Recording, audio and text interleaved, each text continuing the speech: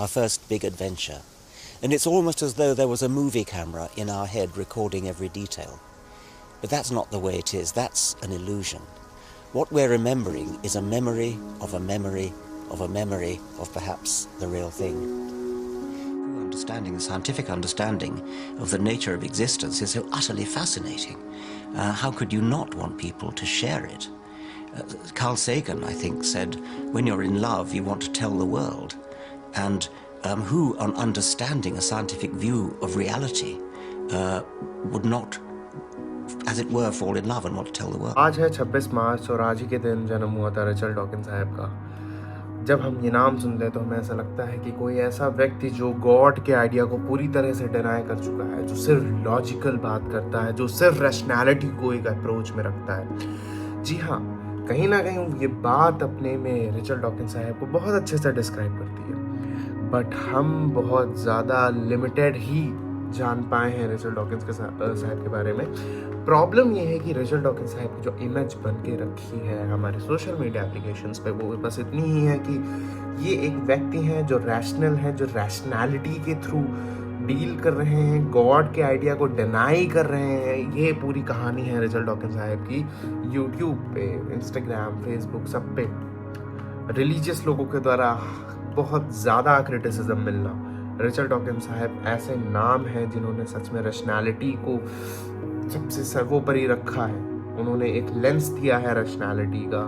21st century में अगर सच में ही यूथ कहीं ना कहीं साइंस कम्युनिकेशन से जुड़ पा रहा है तो रिचर्ड डॉकिंस बहुत बड़ा कंट्रीब्यूशन उस चीज़ में रखते हैं। तो आज उनके बर्थडे के दिन हम एक उनका कोट लेने वाले हैं। उस कोट को हम समझने वाले हैं फिलॉसफी के थ्रू।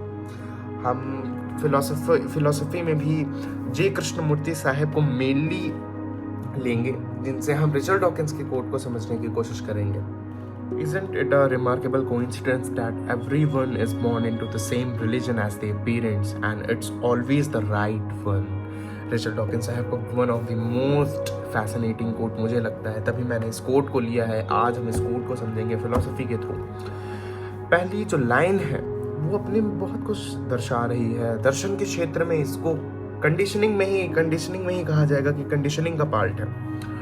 और हम इस कोट से एक सोसाइटियल स्ट्रक्चर को समझ सकते हैं, एक हमारा साइकोलॉजिकल स्ट्रक्चर जो हमें सोसाइटी देती है, इस चीज़ को भी हम समझ सकते हैं। यहाँ पे वो कह रहे हैं कि क्या ये ताज्जुब की बात नहीं लगती है कि एक लड़का या एक लड़की एक घर में जन्म देती है, उसका भी सेम रिलीजन होता है, उसको भी ये बताया जाता है कि उसका रिलीजन सबसे बेस्ट है, सबसे सही है, वो इस रिलीजन को फॉलो करेगा तो उसको जितनी भी कहानियां हो जाती हैं, अब उसमें मैं डीप में नहीं जाना चाहता हूँ, but because it doesn't make any sense.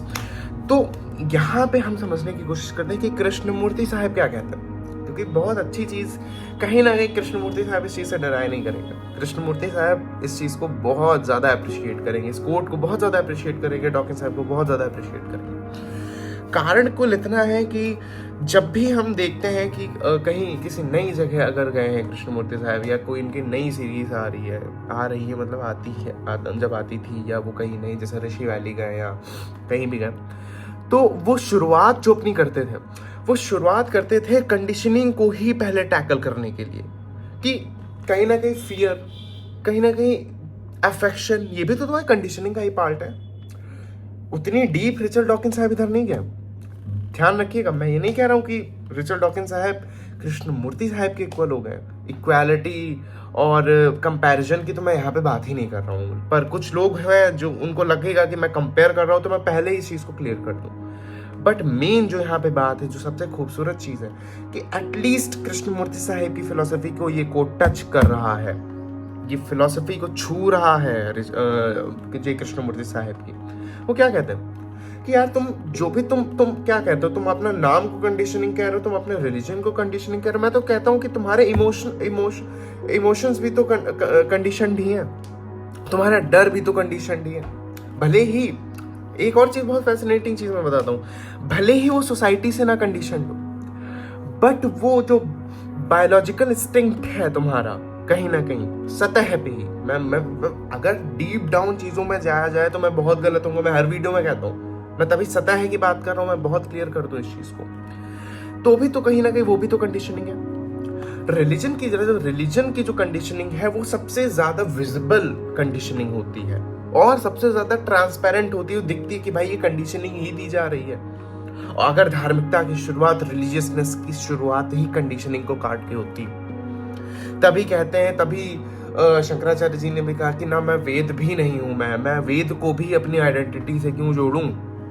सोचिए, जिस धर्म के सबसे बड़े आचार्य हैं वो उस धर्म की सबसे मुख्य श्रुति प्रमाण को कह रहे हैं कि मैं वेद भी नहीं हूं, मैं वेद नहीं हूं, मैं यज्ञ नहीं हूं, मैं कुछ भी नहीं हूं, मैं बस शिव मात्र हूं, मैं तत्व मात्र हूं।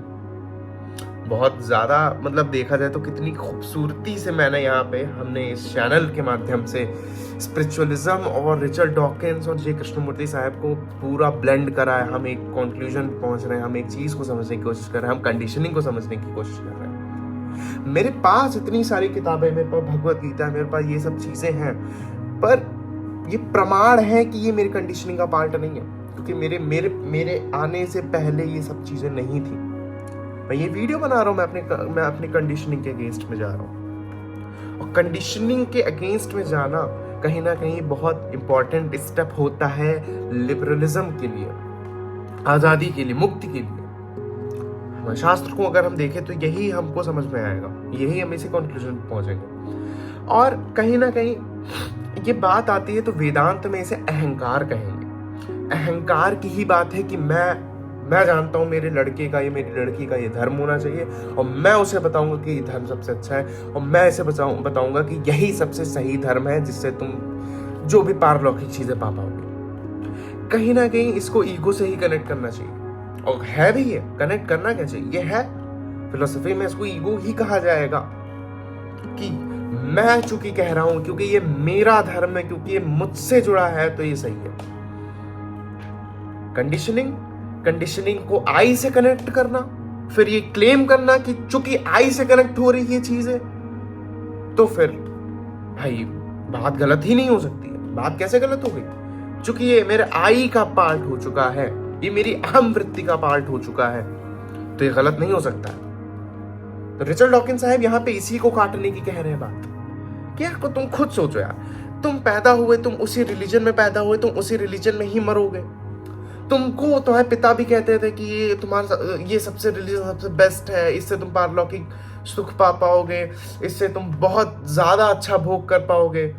खुद सोचिए ना, बहुत बहुत बेसिक चीज है। कहीं ना कहीं क्या ये कहीं से भी आ रही है अंडरस्टैंडिंग से, कहीं से भी एक आ रही है स्पिरिचुअल अंडरस्टैंडिंग से। मैं नहीं कहता हूं कि अगर आप एक रिलीजन में पैदा हुए हो तो आप ना उसको छोड़ेंगे ही तभी सब चीजें होंगी। मैं कहता हूं कि ये जो क्लेम भी लोग कर रहे हैं, तो क्या ये अपनी कंडीशनिंग के अगेंस्ट में जाके अपने रिलीजन को न्यूट्रली पढ़ रहे हैं कि नहीं पढ़ रहे? वो एक लेंस से देख रहे हैं चीजों को, वो एक वे से देख रहे हैं हर एक चीज को, पर ये समझना नहीं चाहते हैं कि असल बात क्या है। रिचर्ड डॉकिंस साहब नहीं कह रहे हैं कि भाई यार वो तो खुद में अथीस्ट हैं, इसमें तो कोई दो राय नहीं। वो क्रिएशनिज्म को नहीं मान रहे। भैया जो इवोल्यूशन को कह रहा है वो क्रिएशनिज्म पे कैसे आएगा? नहीं आना चाहिए। मैं खुद नहीं मानता हूँ। I believe in the theory of evolution, और इनफ डेटा है, हम खुद प्रमाण हैं कि हमारा इवोल्यूशन हुआ है। खैर वो डिफरेंट टॉपिक है। तो हमने इस कोट से समझने की कोशिश करा कि ये कोई असल में कोइंसिडेंस नहीं है, ये पूरी प्लानिंग है, ये पूरा प्लान्ड है। ये पूरी प्लानिंग करी हुई पूरी एक सिस्टम है कि एक बच्चे को तैयार कर रहे हैं हम, एक कंडीशनिंग दे करके हम उस बच्चे को रेडी कर रहे हैं, एक स्पेसिफिक रिलीजन दे रहे हैं, एक स्पेसिफिक बिलीफ सिस्टम दे रहे हैं, उसको वैसे डिजाइन कर रहे हैं हम, और फिर उसको ही हम बताएंगे कि ये जो तुम कर रहे हो ये सही है।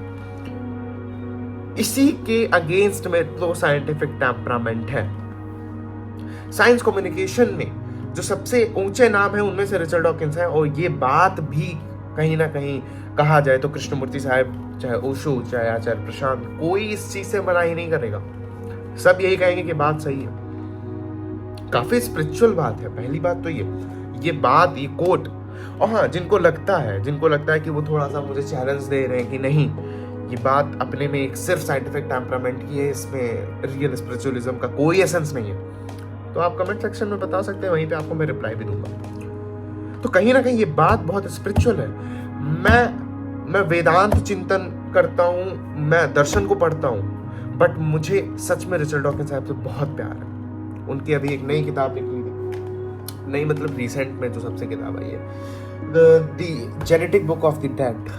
ये किताब रिचर्ड डॉकिंस साहब की है, मुझे पढ़नी भी है अभी, क्योंकि मैंने अभी कंप्लीट नहीं करा है। मैं नहीं कह रहा हूँ, मैं कहता हूँ कि एक व्यक्ति है, उसमें से अच्छी चीजें चूज करो ना। आजकल विवेकानंद जी के बारे में हर जगह हर एक व्यक्ति कह रहा है कि खराब है, मांस खाते थे। उनका सारा दर्शन ले डाला इसी मामले में, उनका सारे दर्शन का नाश कर दिया इसी चीज के चक्कर में कि वो मांस खाते थे। उनका वेदांत के प्रचार को पूरा ध्वस्त कर दिया इस बात को कह करके कि वो मांस खाते थे। तो और क्या इस देश से आप उम्मीद करेंगे? और क्या यहाँ के सो कॉल्ड धार्मिक लोगों से आप एक्सपेक्ट करेंगे? बड़ी बड़ी संस्थाएं अपने चैनल पे वीडियोस डालती हैं कि रामकृष्ण और ये सब मछली खाते थे, मांस खाते थे। पूरा वेदांत दर्शन ले डाला उनका, पूरा उनका कॉन्टेम्पलेशन ऑन प्योर अद्वैत वेदांत ले डाला। और वो क्यों ही अद्वैत की बात करेंगे? आप समझदार हैं, आप लोग समझ रहे होंगे मैं क्या कहना चाह रहा हूँ। तो दिक्कत यही है, प्रॉब्लम यही है। खैर वो बहुत डिफरेंट टॉपिक है। आज हमने जो कोट लिया है उसको हम समझ चुके हैं पहले ही। हमने जय कृष्णमूर्ति साहब से के थ्रू इस कोट को समझने के, मोटे तौर से फिलोसफी के थ्रू समझने की कोशिश करा है। तो ये वीडियो अल्टीमेटली बना है रिचर्ड डॉकिंस के बर्थडे के लिए, और हमने उनका एक कोट समझा। उनका कंट्रीब्यूशन सच में बहुत ज़्यादा है साइंस कम्युनिकेशन में, रैशनल थिंकिंग में। सो बहुत मैं कभी, मुझे नहीं पता, मैं मिल नहीं पाऊँगा, मैं किताबों के थ्रू या उनके लेक्चर्स के थ्रू उनसे मिल सकता हूँ, but I am feeling very good. आज मेरा भी बर्थडे है, चूँकि 26 मार्च को मेरा भी बर्थडे है, उनका भी बर्थडे है। I am so lucky. तो मेरे चैनल पे फिलोसफी से रिलेटेड बहुत ज़्यादा कंटेंट पड़ा है। अगर आप फिलोसफी में इंटरेस्ट रखते हैं, अगर आपको मज़ा आता है सोचने समझने, ऑब्जर्व करने में, नए टॉपिक्स को समझने में, वेस्ट फिलोसफी, इंडियन फिलोसफी, सारी फिलोसफीज का पूरा जो माल है वो मेरे चैनल पे पड़ा है। अगर आपको पसंद है तो मेरे चैनल की बाकी वीडियोस भी देखिए, 90 से भी ज़्यादा वीडियोस अब तो पढ़ रखी हैं उस पर, सिर्फ प्योर दर्शन के बारे में। थोड़े बहुत पॉलिटिकल आइडियोलॉजीज पे भी मैंने बात करी है, उस पर भी बात हुई है मेरे चैनल पे। तो if you are interested in these domains तो आप प्लीज़ मेरे चैनल पे विजिट करिए। Thank you so much for watching.